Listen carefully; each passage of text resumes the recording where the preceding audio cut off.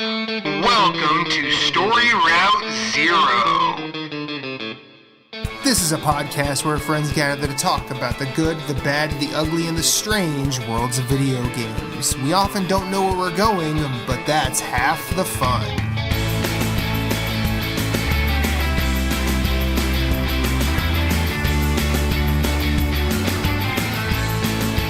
Come on the journey with us. Hit us up on Twitter at StoryRoute0. You can send us an email at StoryRoute0@gmail.com. That includes questions, concerns, comments, complaints, pet pics. Send us some recipes. Send us some stories about your day. We're going to listen.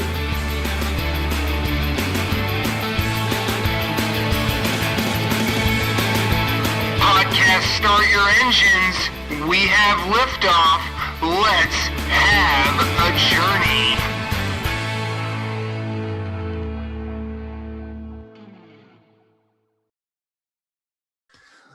Will you still feed me?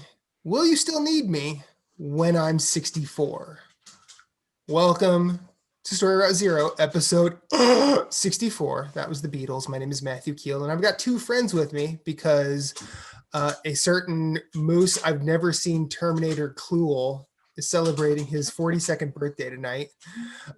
Jason, getting that nice little chuckle in. How are you? Doing well. You? And the centerpiece of the show, Michaela, how are you? I am still awake. I feel like that's a shot at me because I was really late tonight. Well, it's also a shot at Mondays. Mondays suck. You are 64 minutes late, damn it. Although I will say this, I've for the past like 5 hours, I've actually been lucid because my weekend was deleted by a migraine. Speaking of which, how were your guys' weekends? Michaela, since you're tired, we'll get you out of the way first.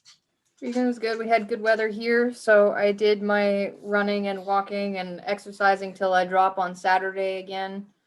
And then Sunday, of course, was Easter, which my family does observe, and we did this year, which we could do because most of the health-sensitive people in my family are now vaccinated, and we had nice weather, so we could be outside and socially distance. And I saw my family outside of my parents for the first time since Christmas 2019, which was a bit of a moment because that means I haven't seen them since 83 pounds ago. So they're like, where's my daughter? So if you want to stop a party, isolate yourself for a year, lose over 80 pounds, and then show up last. And everybody will stop what they're doing. I could picture like a stone cold glass kicking entrance. You walk in. What? Yeah. So that was fun. Saw people. Someone knows you're like, oh, Michaela's here. We got to play a rock solo. Not quite. Mostly I just got attacked by the dogs. Which means I did see many doggos for Easter, which is good. I saw many puppos and doggos and good boys and good girls. But yeah, those were kind of the highlights. Saw family, worked out, enjoyed the weather. Weekend. Cool. Marshall? Went to my in-laws Saturday. Me and Jess got a date night, which was nice. Without fail, every time we have a date night, we have the best service in any restaurant whatsoever. Like, it was like we've been gone an hour and we were waiting for the check. Like, we were done. It's like, wow. No matter what restaurant, pub, fancy restaurant, anything, doesn't matter. It's like, oh crap, I don't want to go back yet. I don't want to go back. Well, I don't want to go home. Shall we go for a drive? Like, what do we do? But then we're like, but we're responsible adults. We don't want to waste gas. Like, what do we do? Oh, God. Why couldn't we have shitty service? Like when the kids are here and the food takes forever. Because there was only two of you and you're just happy to be out. No, so that was nice. And then we celebrated Easter. The girls found Easter eggs in the house, and they got toys. They played with them. Yep, and then cool. Yeah, and then did a little adulting today. Got a quote on the backyard. so it's more money. It was just like, I just, well, how much? What's the damage? Yeah. So yeah, buying a house is like, huh, you thought you were done. We want more money. So It's one of yeah. life's many roguelikes. Yes. But you don't learn anything No, ever you do under these ones. All the knowledge you think you learn changes when you go to a new house. It's like you can retain all this knowledge, but nothing will work out the same way. Correct. Correct. Hopefully you will learn how to adapt on the fly, my friend. Well, so what are you doing to the backyard? Like just landscaping or? So they were big gardeners, Mhm. the previous owners. We are not. Like we're not even plants on the windowsill people. Like, so we're basically getting it all cleared, leveled out, patio down. We purchased a swing set. They are expensive. Holy shit. Yeah, they're not. Yeah. I don't know what I was expecting, but like we went to a place and they're on sale 50% off, and it was like 4,800. Like, wow. Yeah. That's 50% off. That's about right. Yeah. What? I mean, it's a full on, like, there's a clubhouse, there's like a tire swing, swings. Mhm. Okay, so that's a nice one. It's not like, yeah, it's not just a couple posts and a swing. It's not just, yeah, it's not just a chain in it. I don't know what I thought they'd cost, and I'm just like, oh god. And then it was just like the decision, like, you know, let's just get all this done at the same time. So, like, yeah, it's gonna hurt a little, but that's it. We're done. Yeah. And it's only gonna take about a week, they said. I mean, the back, because they're basically just clearing the yard. So, Cool. yep. So hopefully we have that done by early summer. The yard should be done sooner because the girls can't even. Well, the dog can't even run in it because it's just like a tripping hazard everywhere. There's like planter boxes here. There's overgrown brush here. It's just like, wow. Yeah, they had bee boxes and chickens. Great places to hide hitman bodies. Just saying. So yeah, we'll get that done, and then that'll be it. Cool. And on to the next money spending thing. Yeah.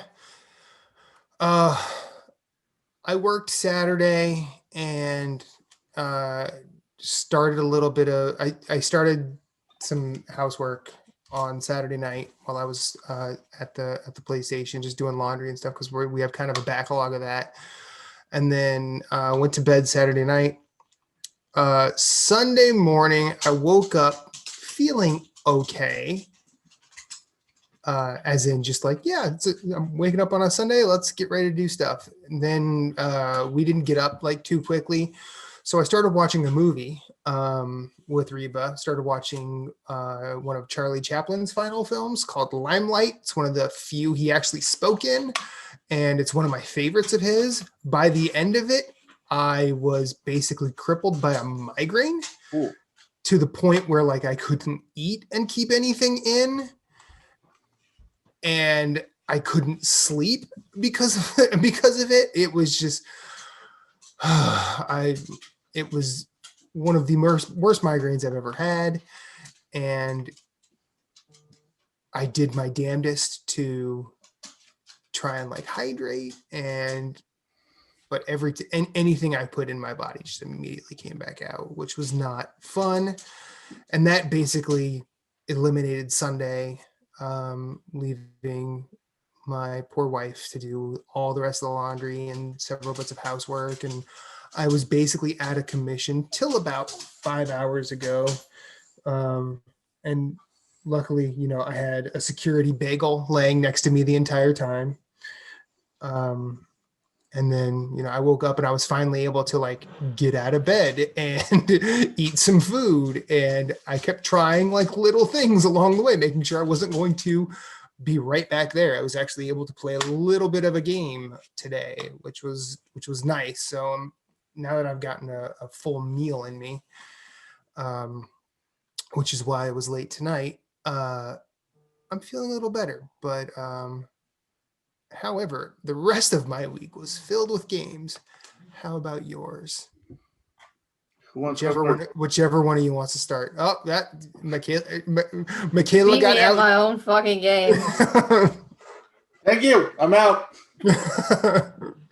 George Costanza, everyone. Well, I did the same thing I did the last couple weeks. Bravely Default 2. Cut here. I'll just insert her section. Moving on. It's pre-recorded by now. Do you have 5 little dragons though? No, but I have more to tell. So I did touch my backlog game again. Like I poked it, moved it. It's there. Cool. Focus on that again this week. Made sure it still have a pulse. Great. Yep, checked on it. They're still there. They're not dead yet. But yeah, I mostly focused on Bravely. So I did not progress through an entire chapter this week. I'm still in the chapter 3, which is where the snow level where I had made it through last week. Because I did a typical JRPG oopsie where I played like an asshole. And I was like, you know what?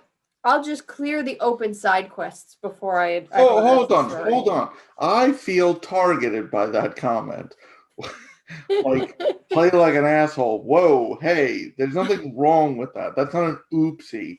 It is when it's... I don't really think that's playing like an asshole, though. Well, hold on. Let me get to this. I want to finish this game before Nier Replicant comes out, and I still need to work on my backlog game, and then we have Concrete Genie. I want to beat this whole story, which could potentially take me 70 plus hours, and I'm only 40 plus hours into this, so I need to get another 30 hours in the next couple weeks. 24 hours in a day. You can do it. I work. I have job. And that's easy coming from the man who never sleeps. I know, right? But the problem was I was like, I'll just clear my open side quests. 8 hours I did of 7 or 8 hours of just side quests. Only side quests. Did not progress the story. I mean, that feels like standard. It's not that big of a game, but to help accelerate the rest of when you move back. Oh, I am over leveled. Yeah, exactly. Yeah. I delete bitches. I don't play this game. I own this game. Well, then keep owning and move forward. I don't really know what to tell you here. But it got... Just take a cute little dragon, put him on your shoulder, say, look, little guy, you can just sit this one out. So let's catch up to where I was last time. I said, I hope he is active in the party because he got added to my party, and I was going through all my side quests. He wasn't participating in combat. And I was like, you know what? It's okay. He would probably get hurt. He's so small and cute. It's fine if he doesn't participate in combat and just comes along for the ride. And until when it pleases me. Until we'll get there. But first, okay. Side quest. I had some troubling side quests. I went back to Wiswold, and which is the previous chapter's area. And I did a side quest which started out fairly innocuous. It's like, oh, let's help clean up the town that's been mostly destroyed by all this JRPG bullshit that's been happening. JRPG gentrification, love it. I had to fund the rebuilding of this town. It cost me $42,000 to complete this fucking side quest. I only had $40,000. I had to start selling like weapons I don't use anymore to finish the side quest. Right. And then like all the characters that I had interacted with were like, we don't know how to thank you. I was like, pay me back. They're like, oh my God, you helped us so much. What could we ever do? I was like, pay me back. Fuck you, pay me. Yeah. Fuck you, pay me. And then they did not. I got an accessory. The reward so then you light a match. Yeah. Was an accessory. Like a piece of equipment that's probably worth like $3,000 tops. I was like, are you fucking kidding me? So I was in the hole big after that one. This is all reminding me. I forgot we celebrated Passover Friday night. We got drunk, ordered deli food, and watched Goodfellas. So. Fuck you, pay me. Oh my God. These cheap bastards, these cheap wizards fucking fleeced my ass. And then I kept exploring and I was doing side quests. And then I discovered a new town, which is every chapter has opened a new section of the map. And there's been one town and a bunch of dungeons. I found a new town that had nothing to do with the main quest line at all. So of course it had side quests in it. And of course I did all of that. And then I finally went back to start progressing the story again. So we're back to the Seinfeld's concept of Levels. Yes. So I went and I progressed, and we took the little baby dragon to go see the big daddy dragon, and he's cool as fuck. It went from very cute to, oh shit, that's what a dragon should look like. He was really cool. He's like the only character that's spoken in the game that didn't have a text box. He just like was subtitles on the screen. This was an important fucking dragon. And of course I picked up the Dragoon class. We familiar with Dragoons? I'm sure Jason is. Nah. So I mean, I'm guessing there's some form of a dragon because no, not really. They wear armor that kind of looks like a dragon head usually, or scale armor, but in Final Fantasy, it is a class that excels more so than any others at wielding spears, and they are known for jump attacks where you on one turn will jump up and then you're invulnerable because you're not in line of the turn, so you can't get hit, and then you land on the next turn with your attack. Oh, okay. I can't. Was it tactics where you literally left the screen? Yeah, that a bunch of them do that. This one, Like you're not even present then. No. I actually have it set up so my Dragoon character, the character I put into that class, automatically starts the battle not on the screen and then just lands on the enemies when it's her turn. It's like if video games were real life, the dragon jumps, you finish the battle, leave, and it's like, hey, did we leave him up there? Did she know to come back down? In the FF16 trailer, there was a Dragoon enemy type, I think. And RNA from 15 is a Dragoon. Sid from FF7 is technically a Dragoon because he's a spear wielder.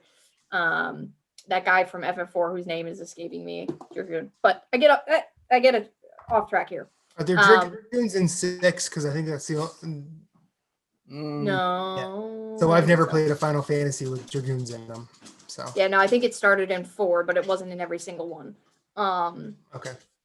But that aside, after I got the Dragoon class, the baby dragon joined my party as an AI character, and he breathed fire on people, and it's really cute. He's like this big, and he just breathes fire on everybody, and it's so cute. But he did join my party, and I was very happy about it. I was like, oh my god. And then Bravely also has this thing.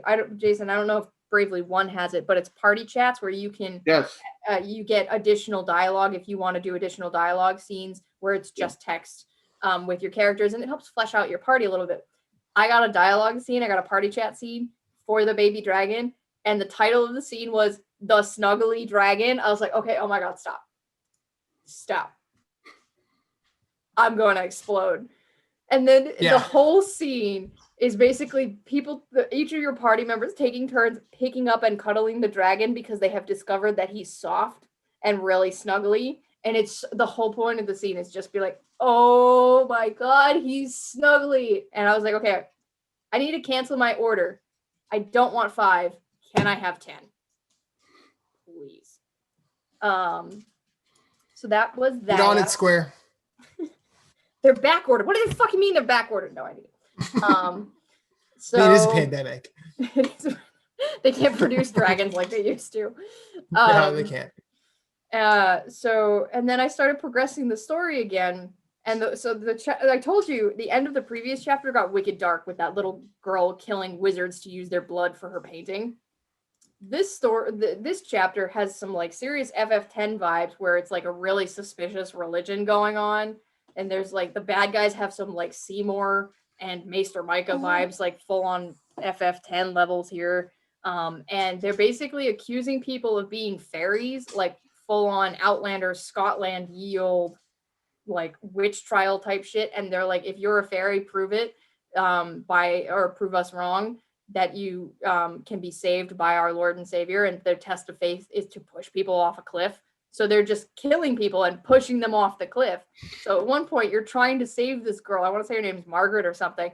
And you don't make it in time. She gets pushed off the cliff. And then you go down the cliff to investigate. And it's just a pile of dead villagers. So this turns into the witch sketch from Monty Python and the Holy Grail? Yeah, pretty much. Except way deadlier. If she weighs as much as a duck, that means she is made of wood, and therefore a witch. Very small rocks. No, but she turned me into a newt. I got better. Yeah, that one. That's yeah, the one I'm but talking no. about. Way deadlier because the pile of dead villagers, like they're literally pushing them off of a cliff. First of all, they have an entire like village square that is built on a cliffside with a ledge specifically built for pushing people off of it. It's like, what? Shit's real when you have a ledge dedicated to ledge pushing. Like, you don't have a town pillory, you don't have a town stockade, there's no town prison, you just have the pushing ledge. Do not stop and go. Just do not collect. Just off the ledge with you go. Seems like some weird fascist undertones here. It's some serious FF10 vibes. It's some Serious othering FF10 happening vibes. in a way that I'm fuck. Where it's like, you know, this religion is bad because it's in a JRPG, but like, you know, it's really, really bad because the villains are also the leaders of the church. And you know, it's really, really bad because they have a pushing cliff. Like, what the fuck is this? So yeah. The 3 prime indicators. Number 1, religion. Number 2, leaders of the religion. Number 3, pushing cliff.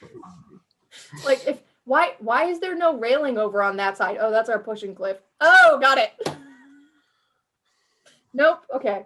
Jeez. So that's where we're at with that. We're now the girl I got the Dragoon class from is the next on trial, so we better save her because if somebody hurts Martha, I will fuck a bitch up.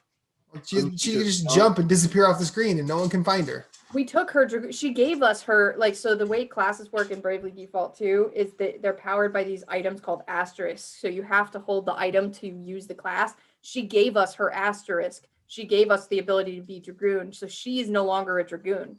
She's just like a townsperson now.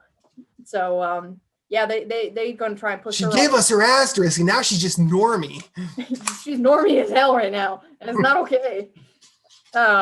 Usually you get asterisks from bosses in this game, like you beat people and take their asterisks. She was like, I'm really bored, let's fight, and if you win I'll give you my asterisk, and she gave it to us. I was like, we can't take this, she needs this, she's gonna need this. Oh, she got summoned to town, they're gonna push her off the cliff.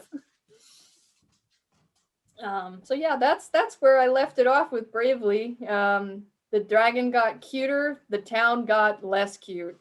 And so like I said, the chapters roughly are 3 bosses each. I've beaten the first 2 bosses of this chapter, so I'm in the final phase of chapter 3. So as soon as I go kill Maester Micah and stop him from getting Martha on the edge of that pushing cliff, we'll move on to chapter 4. Oh, and there were Dragoon boots in Final Fantasy VI. I looked it up. But that's not like a character. No. Well, there's no classes in it. But if you equipped it, it would change your attack to jump. And if you used it on a spear wielder, you do double damage. Yeah, but like 7 and 15. Played it once, so. Yeah, 7 and 15 don't have classes either, but there are Dragoon characters. Like Aranea is a Dragoon in 15. And 6 has...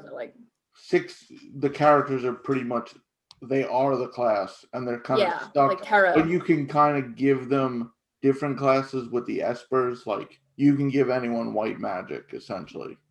But they're all kind of the archetype, like Locke's the thief. So he always has the command of the class, no matter what.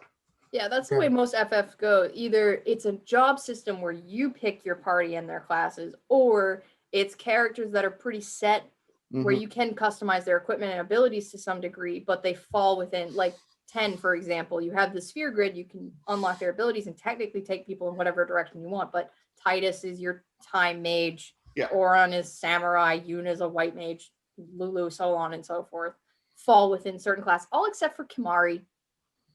Poor Kimari. Sucks to be a blue mage in FF10. Nobody uses you. Poor Blue. Hornless little Kimari. Nobody here knows 10. I'm all by myself. I haven't played enough of 10. I have not played it at all. Next. I also played some Bravely. I did unlock the White Mage and the Monk. Unlike 2, though, anyone could be anything. There's no item. You could switch on the fly. Well, not on the fly, out of combat. You could switch. You Yeah, could that's set the up same a, thing too works. You could Because set up you- like a secondary, so you have access to the Easy, abilities easy, you've easy. learned. You could be a Bagel's white not happy. mage with a marked ability, but you don't earn job points. Don't go towards the The second. subclass. Yeah, no, it's the same in 2. It's you only earn job points for your main class, but you have the abilities of your subclass. Your main class also determines your stats. But 2, you could have a whole party of white mages even if you have the 1 asterisk. So long as you have the item, your whole party can use Oh, okay. it. It's bullshit like that. I've also noticed just grinding is not that beneficial because you don't seem to get a lot of experience. Could just be because you're where you're at or you're early. Because I get It pretty could good be experience. it could be because I'm supposed to move. Maybe if I move to the next area, then grind, it'll do it. I mean, there's no point because there's no side quest. The town feature though is like a mini game in one. There's a separate menu, and What do you mean? basically you on the lower panel, you pick it, and then there's like activities to do, and they're timed. Like clear the forest, and it's like send party members 15 minutes, 30 minutes, and then you go about your business, and it, like you get an alert like the adventure's done, and you go back. That sounds and you get that sounds like how how I told you Bravely plays itself when I put it in sleep mode. That sounds like what because I send the boat out and the boat goes on explorations and finds items and stuff like that. Yeah, It's this is like that. you can kind of choose the activity though. It's not and I guess the further you get, the more people or more activities you can do. Mhm. Also, you just reminded me when you said activities, one of the side quests, real quick, that I found in 2, and part of the reason why my side questing took so damn long, there was a card game. There was a Your shitty favorite. card game. Because JRPGs, you have to have one of a few You have to tenets. have a There weird. has You to have to have a be weird game. one of 3 things. There has to be fishing, cooking, and or a card game in order to be a JRPG. Well, I feel like fishing, cooking, and weird game / sport. Yeah. Usually, a lot of times it's a card game, though. Yeah. Card or dice or something. Something like that. It's not usually Or Blitzball. Yeah. FF10 is like my reference for everything tonight. I should play FF10 again. That's okay. I actually liked 8's card game. Wow. See, eight's the only one that I've not played that really interests me, and I'm not 100% sure why. I I'm think surprised. it might be because everyone talks so much shit about 8. Except me. I don't talk shit about 8. Except you. 8. Well, I'm I'm not talking about. I'm No, I'm I not- know you meant not outside of this, but like the general discourse is that 8 is garbage, That's and like the first 3 don't exist, or the first 4 don't exist. Actually, maybe even the first 5. No. 4 is up. I would say 4 is in the top almost 5 for beloved. Like it would be 10, 7, 9, 6, and maybe 4 is up there. But the first 3 get disregarded a lot. But 8 is controversial, but I would say it's less controversial than 13 and 15 for sure. It's known as like the first one that was like the big romance thing, because 8 and 10 are thrown together as like the ones that are the romance FFs because of Squall and Renoa. Okay. And 8 was 99. When was 7? 7 was 97. 97. Yeah. 8 was the first though that looked completely like, obviously you look at 7 and 8, what they look like. 8 Totally looks like 10, but lower res. Right. And then 9, obviously, they did a different aesthetic. Yeah. On purpose. You should try 8. You want me to? I have the PlayStation 1 version. You want me to mail it to you? If No, anybody, I don't have anything to play it on. No, you don't have a if you're gonna play 8, at least know. play the remaster where it doesn't look like poop. Yeah, no, the remaster is available, and it's either 20 or it's always on sale, 50% off. The FF games go on Is sale. it on 4 or is it just on Switch? Both? Because I know Both. it's on Switch. Okay. It's on Switch. FF. If it's not 1 through 6, it's or 13, it's on everything. Like since listening to your episode, I've become acutely more interested in Final Fantasy in a way that like I just never have been before. Yeah, don't get too happy yet. I worked on my roommate. I'm slowly spreading the word of FF to the non-believers. Yeah, the 7 of us left because the world seems to love Final Fantasy. Jason, you're still talking about Bravely Default. Yes. Chipping away bravely, slowly but surely. I kind of want to see, I'm sure there's a Discord out there. I want to find people playing it because there seems to be a lot of street pass content.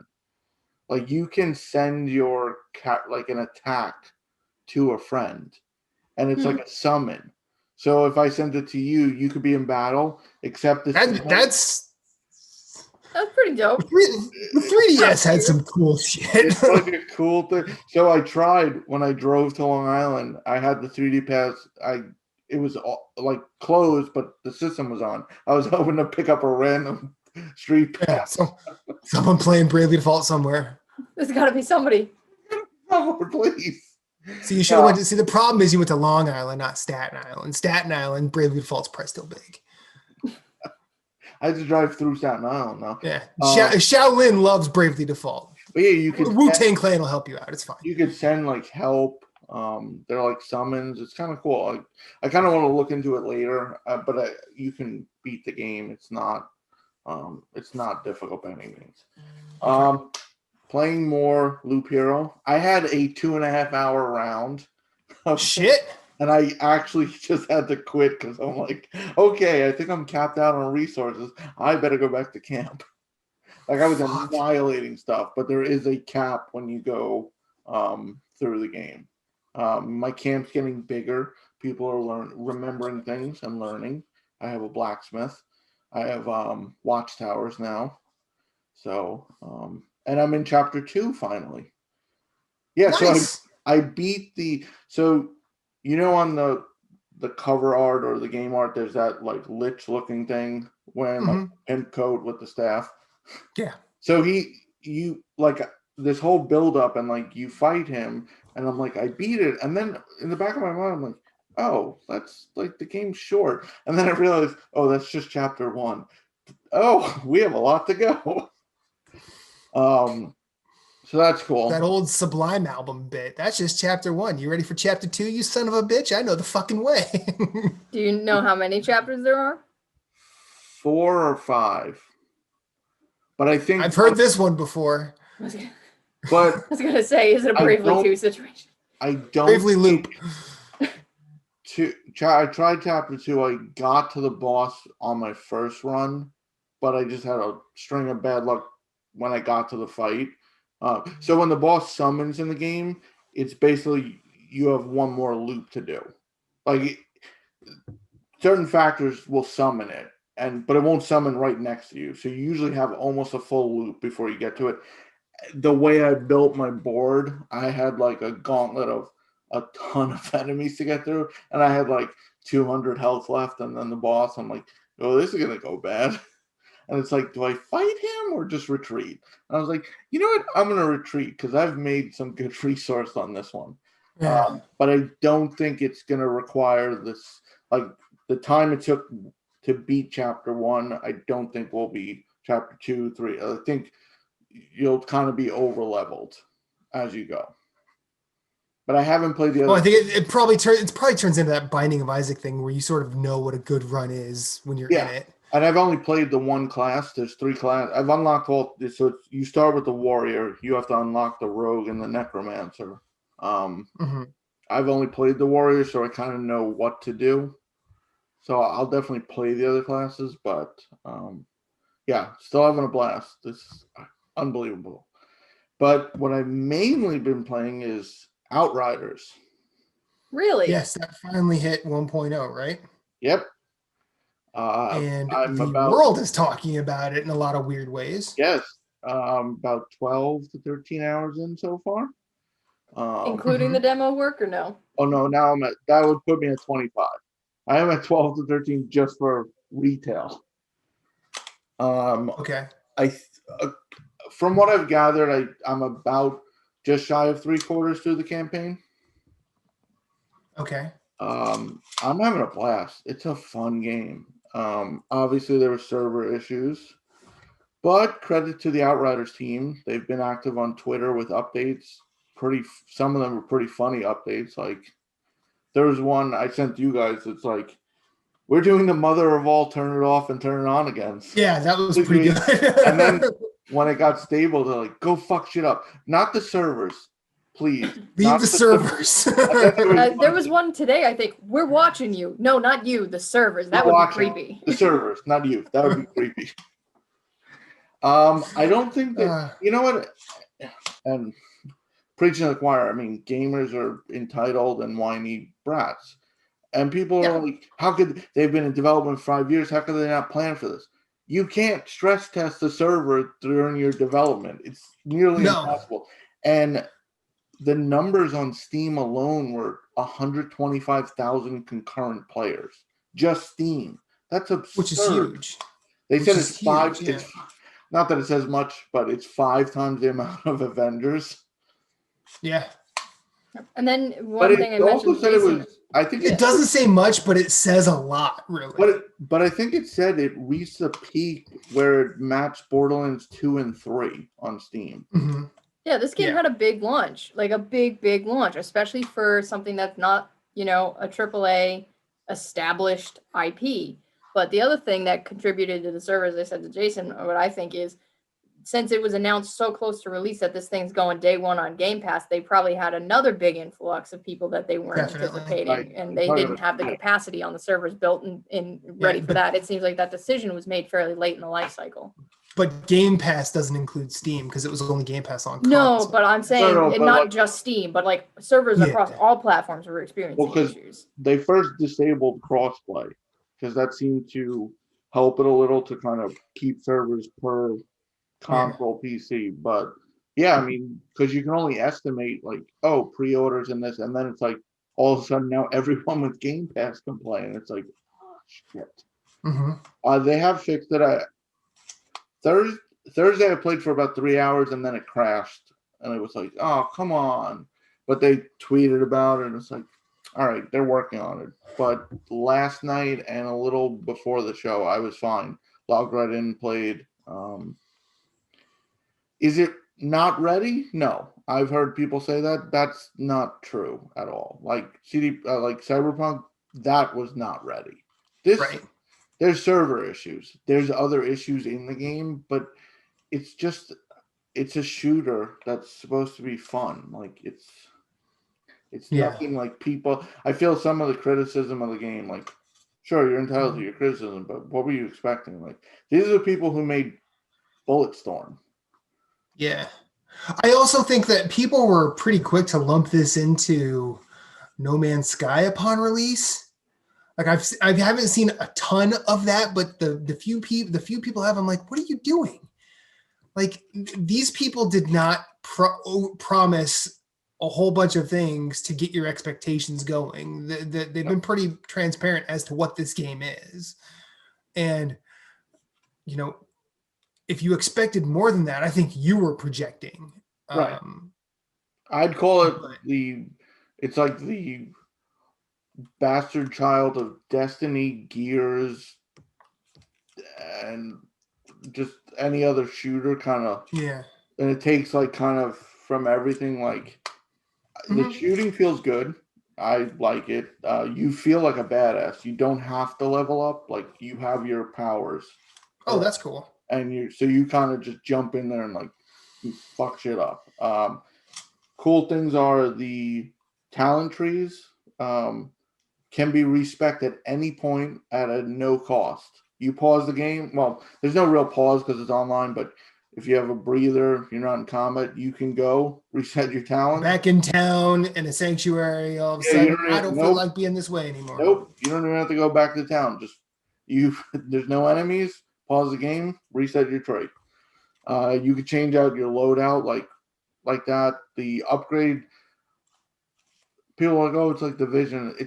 I think I felt Division 2's upgrades, the modifications were overly complicated at times. This is very simplified. Like, you have mods. Once you unlock it, you have it. You're not using a mod and then losing it when you get rid of the gun, which is cool. So you can, every gun you have, like, I want this mod. Like, you have it. Put it on there. Mhm. It's funny. My only real complaint is the same complaint as Remnant. You push L3 when you're aiming, and you automatically switch shoulders. And I do it constantly by accident. I'm shooting, and all of a sudden I switch. I'm like, no. Multiplayer is a blast. It happens to be a lot in Hitman too, where I'm just like, you're looking one way, but then all of a sudden it switches. Like, how did I do that? Oh. Multiplayer is a blast. You can actually just jump into friends' games, which is really cool. You don't have to be invited. Okay. You could just, and you'll join like right in the middle of combat too. So I jumped into a buddy's game. They were in a firefight, and all of a sudden I just appear and just start shooting, mowing down guys. And it's like, this is cool. It's definitely a lot of fun with 3 people. The different classes synergize well when you get to like a higher level. Okay. I'm having a blast. I mean, definitely recommend it. Moose picked it up, so you could try it, man. Cool. I will look into that. Anything else? Nope, that's about it. Wow, only 3. Well, sit back. I tried a lot this week. So I bought one of these guys. This is called, I think it's called Backbone 1. What it does is it hooks into your phone. Oh, not like that. Like this, and you can basically play games on it. I bought it because video games have been a pretty big coping mechanism for me through the pandemic. So I bought it so I could basically take my PS4 to bed via remote play. Just because of like how far deep I was in Hitman, and just I wanted to be next to my wife when doing that sort of thing. And so I tried to remote play from work, and it worked briefly, but I can't, it was briefly to the point where like I can't rely on work Wi-Fi for this. I was able to get into Genshin Impact, which I had started, and am continuing to play with that thing, and that makes that game a lot of fun. But I eventually decided, you know what? I have a month free of Apple Arcade. I'm going to activate that. So I activated it and just started trying games. And the speed at which you can just get and try games on Apple Arcade was kind of impressive, because within, I would say, 10 minutes, I was already playing one game and had 5 others on my phone ready. The first game I tried on Apple Arcade is called Alba, a wildlife adventure. Now, this is very much a chill, walking around, third-person adventure game. Very much, I mean, I guess you could say it probably stems a little bit of, there's a little bit of Breath of the Wild in there, but not, it's not, there's no combat. You are a 10-year-old kid in the south of Spain who is wandering around this island while she's on vacation with her grandparents to try and save the nature preserve. It's very much that 80s, Better Off Dead scenario where we have to save the community center. I did not finish that. I'm still in the middle of it. It takes place over the course of a week, and I'm at Thursday. I think I have to get to Saturday in order to finish it. Second game I tried was Bleak Sword, developed by one dude known as More 8-Bit Games, published by Devolver Digital, and this was touted as, the Souls-like of the Apple Arcade launch. Kind of a misnomer. In multiple ways. Like, there aren't really bonfires, there aren't really save points other than the beginning of each new fighting scenario. There are 9 worlds. Each world is 10 single screen fighting arenas. Now, where it gets Dark Souls-y, or at least From Software-y, is the combat, because there's regular slash, heavy slash, block, a parry. And there's definitely like you got to dodge around. And everything works on stamina.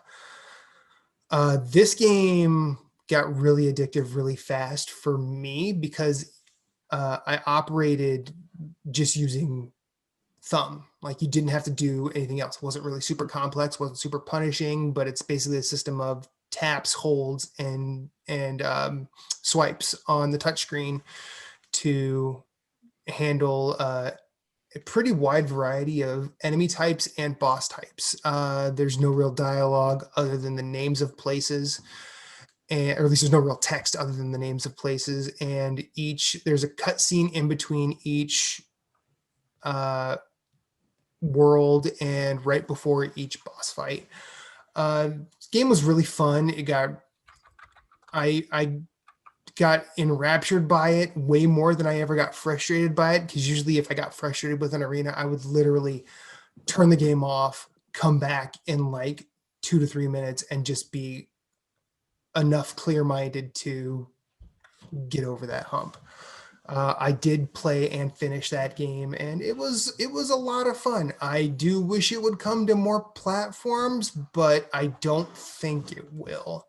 I feel like it's been on Apple Arcade for about a year now, or over a year at this point, and I don't think it's losing its exclusivity. And I think porting would require this one dude to do a lot of work that he's probably not prepared to do. And my guess is Apple Arcade is probably treating the devs rather well.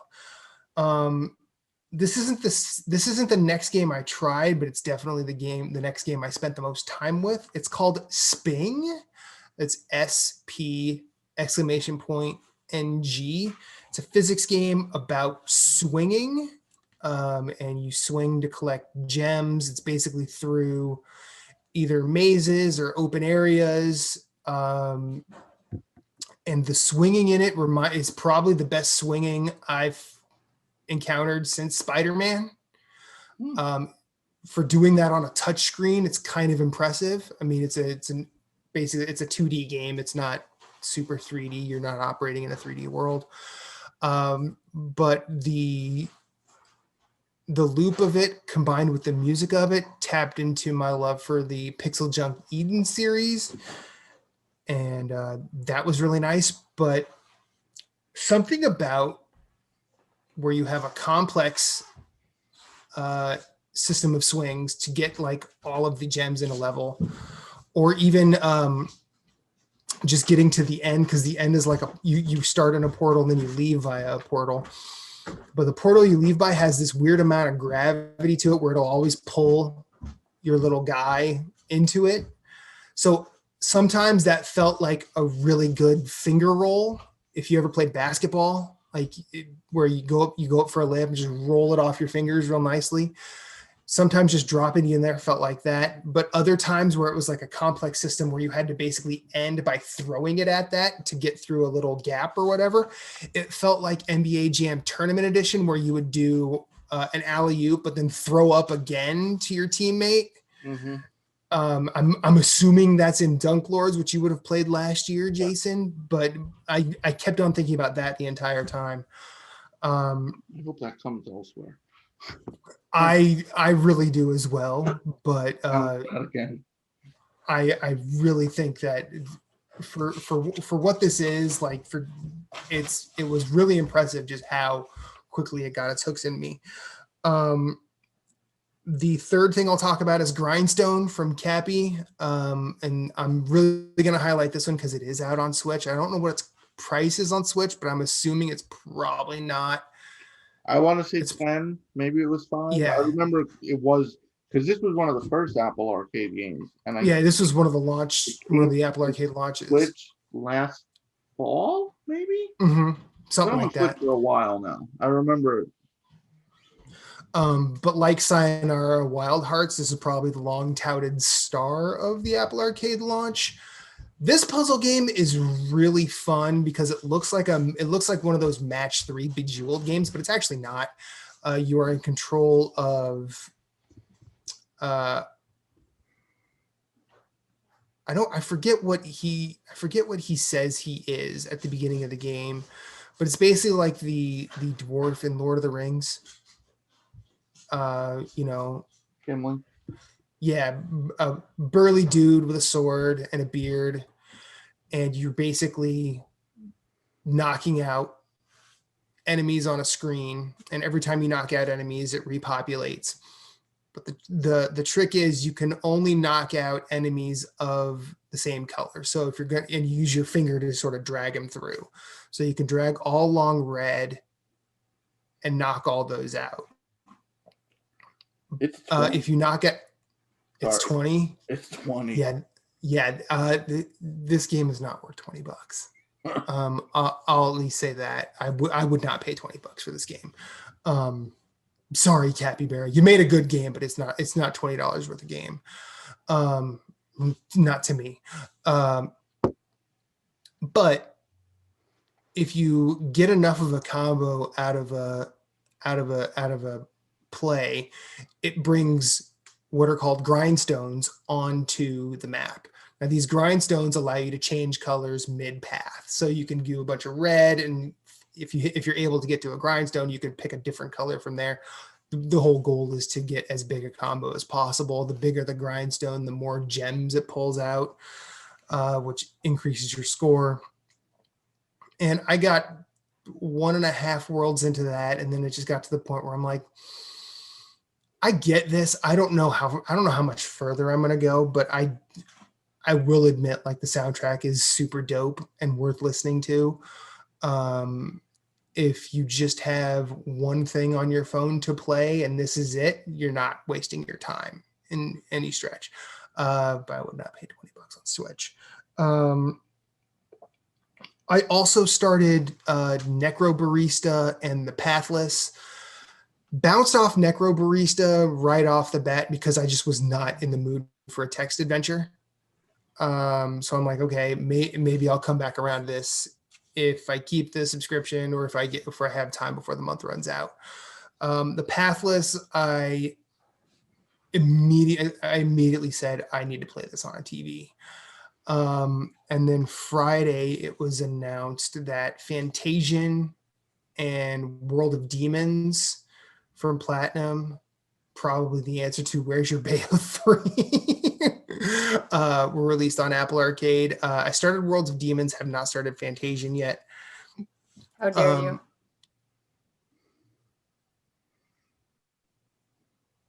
Okay. Which one of us is the Final Fantasy nerd here and which one of us is not? I don't mobile game. But like, I need you to do it for me. Oh no, I'm going to do. I saw that it was available. I'm like, Michaela will probably want to hear about this, and these are like the only Final Fantasy games I've played. So, at least to my memory, was that he was involved. When did Sakaguchi bounce off of Final Fantasy? Late 90s. So it was before. It was probably around 7-ish then. Yeah, hold on. I gotta look this up now. Okay. Well, anyway, I did try World of Demons, and this game's really cool. Has a lot of Neo in it. Very good art style, but it's basic combat arenas. The combat is very hack and slash. No real stamina. Requires a little bit of dodging and defense. They do rate you based on your performances, and you can get up to triple S. A lot of that is fun to try, but not fun to do. I don't find myself crying if I only get an A. I've done the entire first chapter of that, and I will continue to work through that as well. That's pretty much. I hope Ironhide Studios is my favorite and only mobile game developer. They make Kingdom Rush. And yes. There's a Kingdom Rush, Legends of Kingdom Rush. It's a tactical RPG coming to Apple Arcade. So I'm kind of jealous. So I'm hoping, I don't think it'll come out during your free month because they just said coming soon. Mhm. But stranger things have happened. But they Yeah, I generally mean, port everything. Like I have all the Kingdom Rush games on Switch. Like they've okay. moved all. They're on Steam, so hopefully Mhm. it comes there later. But I Yeah. definitely would like to play a tactical turn-based Kingdom Rush game. Instead of just a tower defense. Yeah, I mean, I love they've had three. Yeah, Kingdom Rush is dope. Like Kingdom Rush is always good. I mean, they are the tower defense game.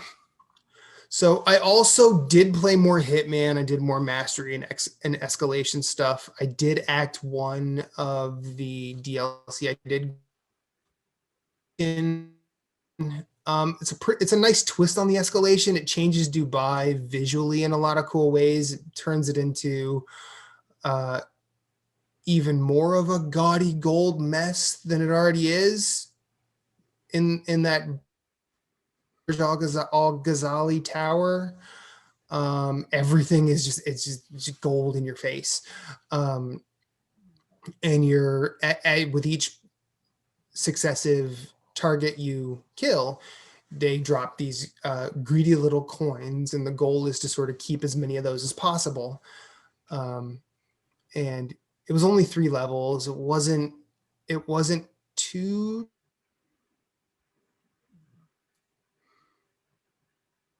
He's heading for a crash. And I am Yes. Yeah, you're going out. maybe. You're back now. Ah, okay. Yes. Now it's saying my connection is unstable. How about now?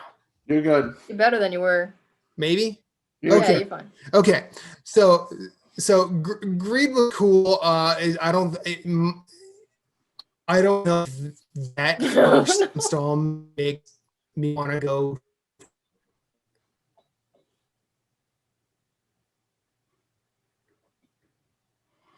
No, now you're unstable.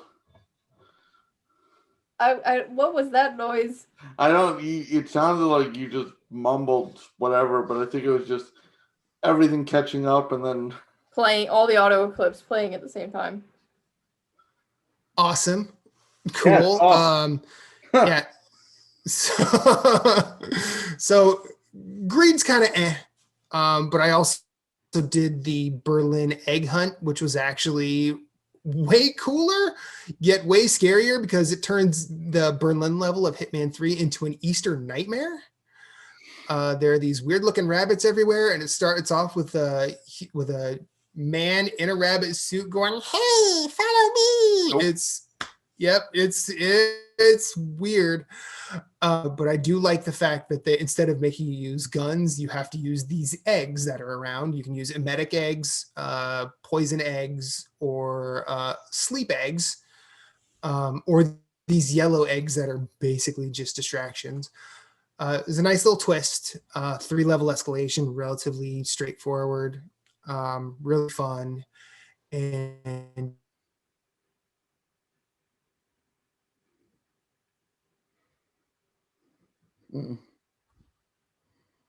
trench coat and a bright yellow hoodie.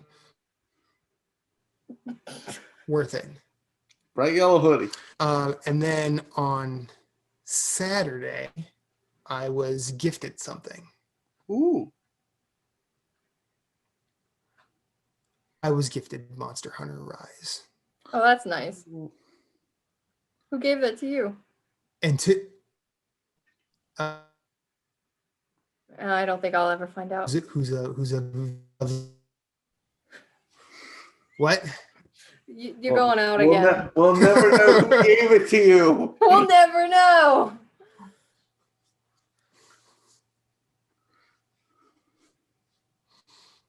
I really liked the way that it froze Jason's face for me right there.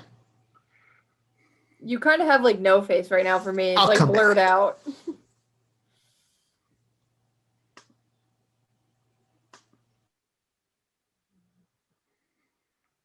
So you got Monster Hunter Rise.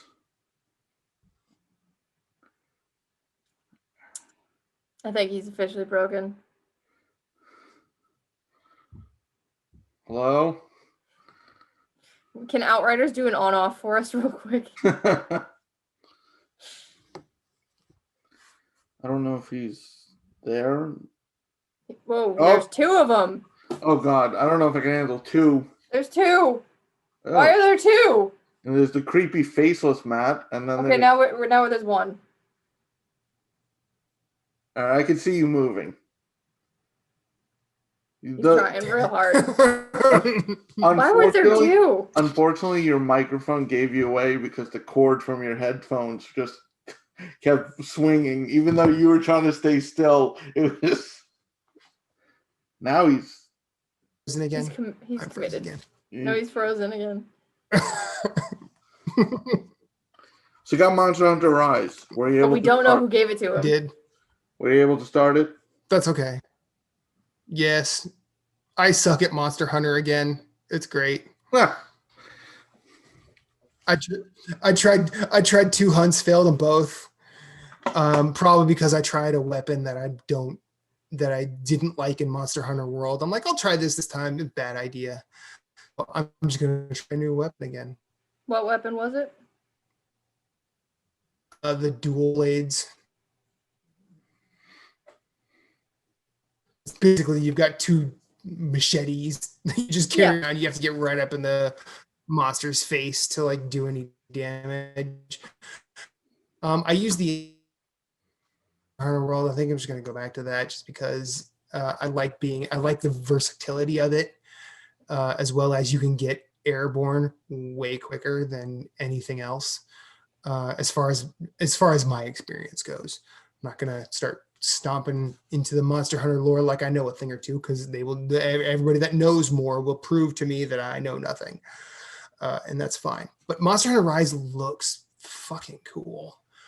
And the fact that it's, it looks that good on, I don't want to say it looks that good on a Switch, but like clearly they're pulling every ounce that they can out of this console, and it's very impressive. I have not had a chance to try multiplayer as yet, but once I do, I will report back. Yeah, I'll be curious to see if they made it any more user-friendly than Worlds, because Worlds cooperative play is fucked up. Like setting stuff up. It's not noob friendly. The online stuff in World is not noob friendly. I think learning what to do in World is very noob friendly. Like, because they kind of walk you into the loop of a hunt, which is something I knew I would need going into Monster Hunter as a franchise, because that was my first one. That is weirdly inverse. Like, it seems like they're giving you way less, but expecting you to just jump in. I think they're expecting a lot of people who played World to jump here. Now, I think because I played a ton of World, I had an idea as to what to do. Or they're expecting returning Gen Alt people. But then they made a lot. Go ahead. Or they are expecting returning audience from Gen Alt because it's the Switch. Generations Ultimate. Yeah.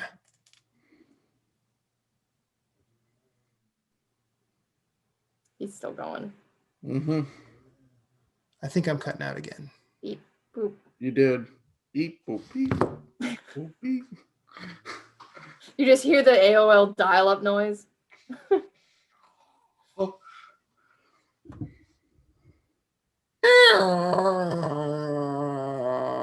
No, that was just me. I'm gonna stop talking because clearly, real quick before I forget, this Zoom call wants me to shut up. I did go and look up about the Sakaguchi, since we were talking about Fantasian, which is quite possibly his last game. So the last FF he directed was actually Final Fantasy V, but he was an executive producer on 6 through 11. I thought he was out at 10, but he stayed on for 11 as a producer and then left Square Enix in 2004 before the next 12 came out in 2006. So he was there till 11. Okay.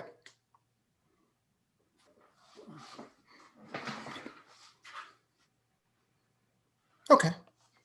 All right. That's it. So yeah, I played a little bit of Monster Hunter Rise, and I don't want to ruin the Zoom call anymore. So, Jason, what's next? Few news items. PlayStation Plus announced for April. We were getting Days Gone, Zombie Army 4, Dead War, and of course Soulstorm, which we knew about. Yep. Xbox is killing it. And I am pissed. What? You're pissed? Nothing. Pissed. Xbox got Outriders. Don't worry about it. I'm just being I was being a gamer. Yes. I'm My pissed. dear gamers, it's not about you. I already own Days Gone. This is nonsense. I need you to make another game selection. Not even those people, but like the ones who are like, it's already free on PS5. It's like, this is for all the millions and millions of people who own a PS4 and not the 12 people that have a PS5. Dear gamers, it's not about you. Congrats to Phil Spencer. Or the 2/3 of this call. Yeah. Congrats to Phil Spencer for nailing it out of the park. Outriders Day 1, Game Pass. And then speaking of nailing it out of the park, MLB The Show is Day 1 on Game Pass. Can we delete that pun? No. Wait, stop here. Stop the news. No. Okay, sure. I'll edit that. It's a bad look for Sony only because it's $70. Although even if it was still only $60, it's a bad look. Although to be fair, if it was $60, it's a bad look anyway. It's like, I mean, but your used to be exclusive franchise is now free. I mean, it's paid subscription, free on Xbox. You know what? Drivers. 70, 60, whatever.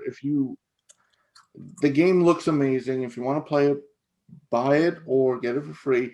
The weird thing is seeing the launch. It literally launches the PlayStation logo followed by the Xbox logo. It's really weird watching it. It's like, whoa, what was that? Oh. It's kind of beautiful, I think, personally. I know. You know what? This is how it cool. I think this is how I want to see the sharing of. Yep. Sharing, fine, but be smarter, Sony, about launching a full price game on your platform and a subscription game on the other guys. Not the smartest. Yo, I'm betting Spencer and Jim Ryan exchanged a bit of money for this. They probably did, but also Microsoft. Sony makes more money on video games, but in terms of which company makes more money and has the deeper pockets in general is Microsoft. They can afford to take a bigger hit on digital games than Sony can, even though Sony makes more money than Xbox, but they don't make more money than Microsoft. You know, maybe not. But look, is anyone on this call surprised that MLB The Show is Day 1 Game Pass? A little bit. Day 1, yes. Yeah, a little bit. It would be Day 1. I knew it would be on Game Pass because I knew. I saw that coming. I saw that coming when they announced it. I'm like, this is gonna be Day 1 Game Pass, definitely. It was surprising. And anybody still fanning the flames of this stupid ass console war is gonna go like, ha! Xbox wins. MLB The Show Day 1 free on Game Pass. No, fuck that. Whatever. MLB sold a ton. All the sports games sell crazy. But specifically, MLB sold a ton prior to this year. It's going to sell a ton on PlayStation because those players, you can't tell me they all of them own. They all own Xbox Series X, and they're not going to buy. They're still going to buy the game. Like yes, it's a bad look, but I mean, it's a bad look. And if they did it with other games, it would be worse. Like if it would be more detrimental. If let's say they did this with, it's not going to happen, but hypothetical scenario, Horizon. Let's say they ever did this with like, I don't want to say smaller IP, but it is a smaller IP. More people buy the baseball game than they do the sexy redhead game. with the dinosaurs. But I will say, this decision is not Sony's and Sony's alone. No. I believe MLB has a hand in this. Oh yeah, they get definitely. royalties. No. I think MLB helped publish it on Xbox. Because if you look at I saw it, I forgot where there was the credits, and they have a publishing credit. So they probably said, no, this is how it's gonna work. So it's not like Sony's like, oh no, you get Horizon as well on Game Pass. Like, no, that's not. I mean, yeah, but yeah, just saying hypothetically going forward, if Sony is going to put their exclusives, any of them, on Xbox, don't make them a subscription game the same day they launch full price on your ecosystem, because sure, people are still going to buy it, but why is my boss texting me? it's not good. 1:20 at night. For her, it's 7:20, but MLB makes the most sense, though. It makes the most sense. Because you can't have this on Game Pass in 9 months, because MLB 22 is coming out and nobody wants to play. But day one is a bad look. Days Gone launching on PC 2 years later, people who haven't played it want to play it. It's a new game for them. It's not like a yearly game where, why do I want to play an older version? Like, there's a difference there. Yep.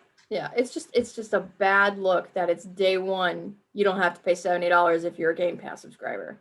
But if you're a loyal Sony fan, you feel a little dicked. Yeah. But you get over it. Not that I care, personally. No, and I think those people, they get over it. They buy it and they're over it. I also feel like there's someone near the top of the food chain quoting Dan Aykroyd near the end of Tommy Boy. If I have to take out the competition and put a little coin in my pocket by being the asshole, what the hell? Like that's the thinking. Like you could talk about your pro-consumer rhetoric all you want. These companies don't care about consumers. None of them do. They care about their bottom line. And Microsoft is willing and able to shell out more to protect theirs than Sony, probably even Nintendo. Nintendo is the least consumer forward of them all, but they get away with murder because they're cute. Nintendo, let's talk. Okay, here's some news for the last week. Where did Mario go? He died. He died. Mario's dead.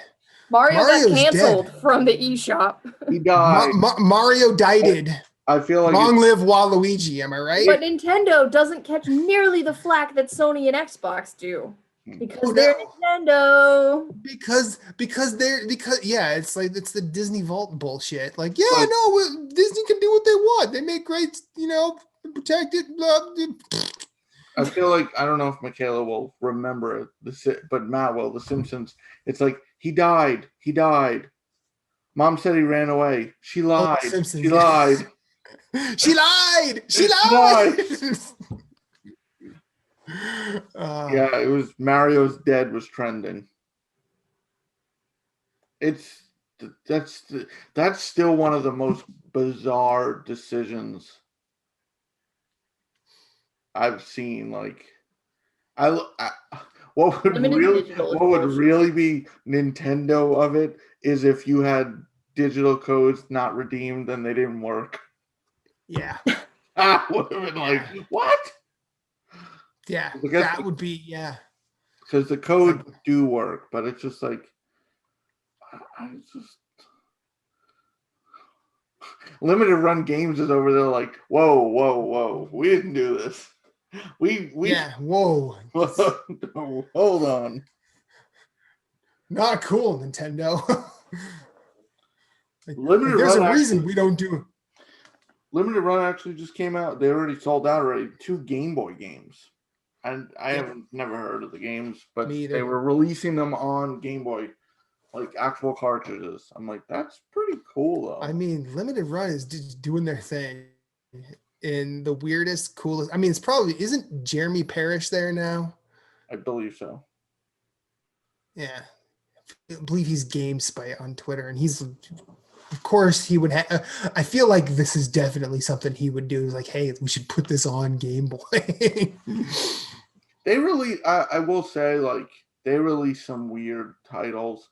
Like, you wonder, like why did Terminator Resistance get a limited run release? It's like, the game's not, it's an easy platinum. It's a 10-hour game. It's okay. I mean, I enjoyed it, but it's like, really? That was one where it's like, I can see Terminator Resistance being like, please, will you just print this game for us? Please, we need to be noticed.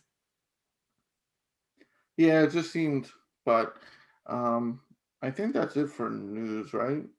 That's all I had. Yeah. It was pretty quiet week. Matt's stuck. He's still thinking about Tomb Raider Resistance. Terminator. Damn it. You know what? This is what happens. It's late on a Monday night. Michaela, you want to take us out of here? Oh, I can't do that. Try. You do it. Here we go. Son of a bitch. Comes back to bite you. And we lost Matt. Bye. He just. At Story Route Zero, we have some cool friends who do some cool things, and I'd like to tell you about them. Phoenix Overdrive uses the power of games and gamers to help heal sick kids through the charity Extra Life. Phoenix Overdrive fundraises for Children's Miracle Network hospitals all year, every year, and the fund culminates in a 24-hour gaming marathon. Find out more about their events and projects online via Facebook at facebook.com/Phoenix Overdrive or on Twitter and Instagram at PHX_Overdrive. You can also join the Facebook group of Pawn Stars at facebook.com/groups/PONation in order to share and discuss all the latest in nerd culture. They've also got a podcast, Nerd Overdrive, which you can see weekly at youtube.com/Phoenix Overdrive. You can also catch it on Facebook Live or twitch.tv/PHX_Overdrive. That podcast is also published on Apple Podcasts, Google Play, and Stitcher. You want merch? They got merch. Merch can be ordered from tinyurl.com/PHXODmerch, a portion of which goes to their fundraising efforts. Join the nation and be a hero to sick kids, as El Capitan Rey Osorio, Lee the Maestro, and Becky, the lovely queen of the guild, always say, #Rise Above. Story Route Zero. We hope you have enjoyed your time here as much as we've enjoyed having you. Once again, questions, concerns, complaints, pictures of pets, or favorite recipes can be sent to storyroute0@gmail.com. You can yell at us on Twitter @StoryRoute0. Rate us and review us on iTunes, YouTube, or wherever you may have found us, as it helps with discoverability. If you'd like to hit us up individually, you can find Moose Cool @Sven, that's SVHENN on Twitter, PSN, Instagram, and of course Twitch, streaming games. You can find Jason Marshall writing at obelisk.co. You can also find him on Twitter @GimpyJ with 2 Y's at the end, as well as PSN, Instagram, and Twitch. He also has his own website, whereisthepausebutton.com. You can find Michaela Crescione doing all sorts of writing at obelisk.co, as well as on Twitter @RedXMaud. My name is Matthew Keel. You can find me everywhere I'd like to be @infinite_rewind. That's Twitter, that's Instagram, that's Twitch, that's PSN, and I also have my own website, infiniterewind.com. Be sure to check us out at all the places. You are always welcome, and you will always have a seat waiting for you on this ride. Thank you for listening, but for now, it's back to the real world for us. So we will see you on the next one.